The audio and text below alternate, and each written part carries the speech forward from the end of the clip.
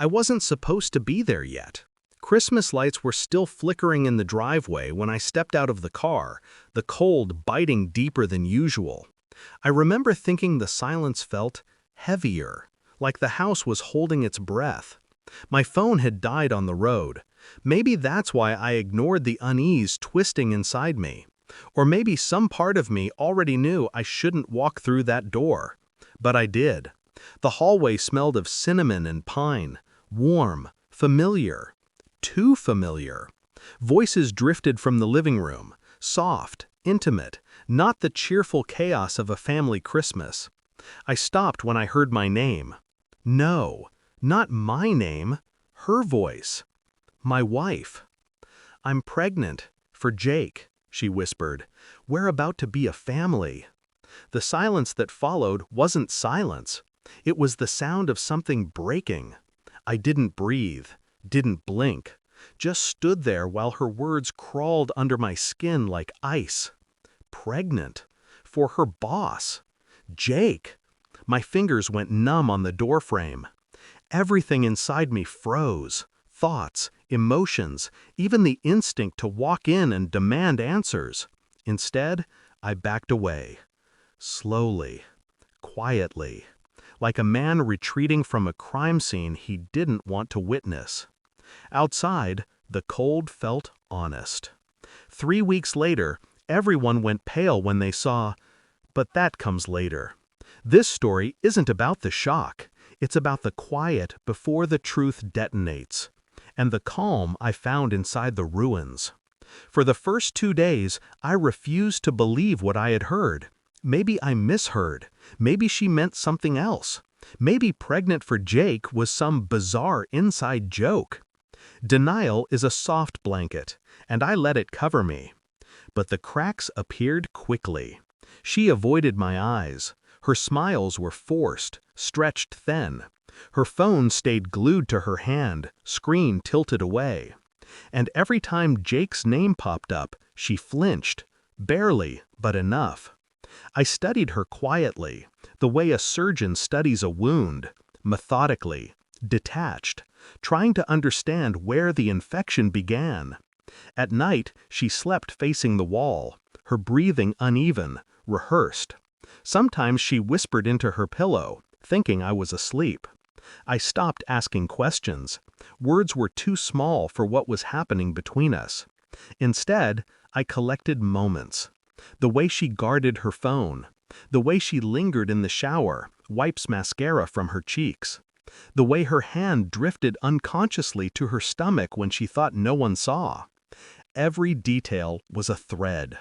Every thread tightened around my ribs until breathing hurt. But I didn't confront her. Not yet. I wanted the truth, but not her version, not the softened, trembling, guilt-draped version she would offer if cornered.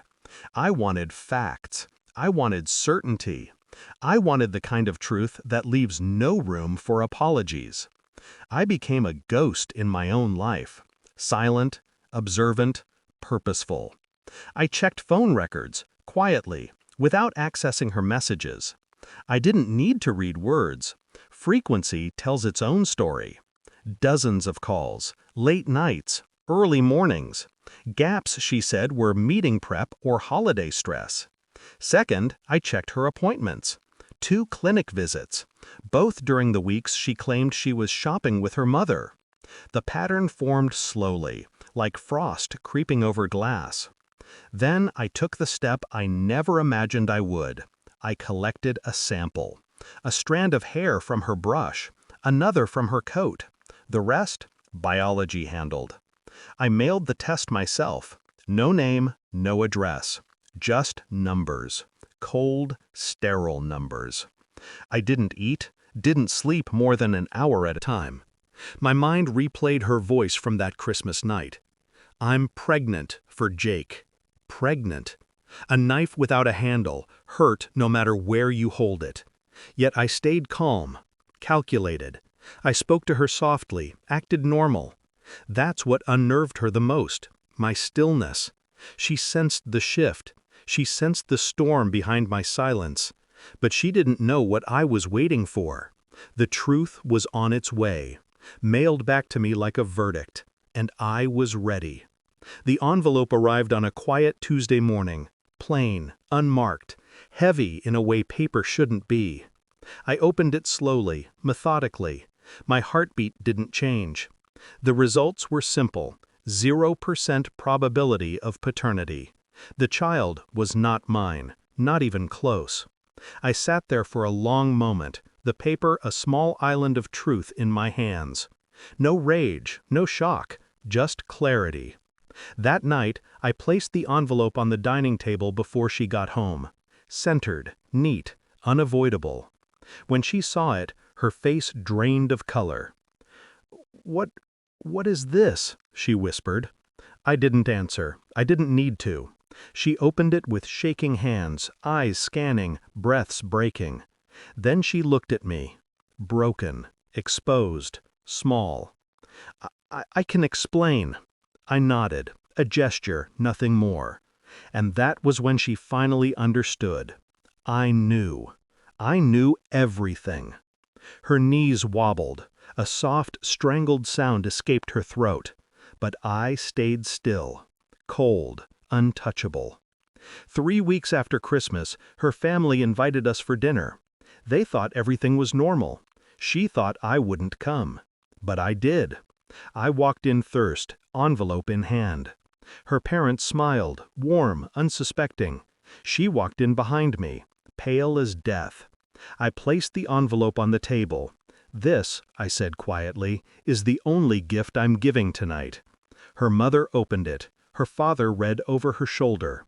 The room fell silent. Then paler, then colder. Her mother gasped. Her father's jaw locked. And she crumbled. Tears, excuses, shaking hands reaching for me. I stepped back. "You said you wanted to start a family," I whispered. "You did. Just not with me. No shouting, no threats, just truth. The kind that destroys reputations. The kind that rewrites Christmas. The kind that makes everyone finally see her." That was enough.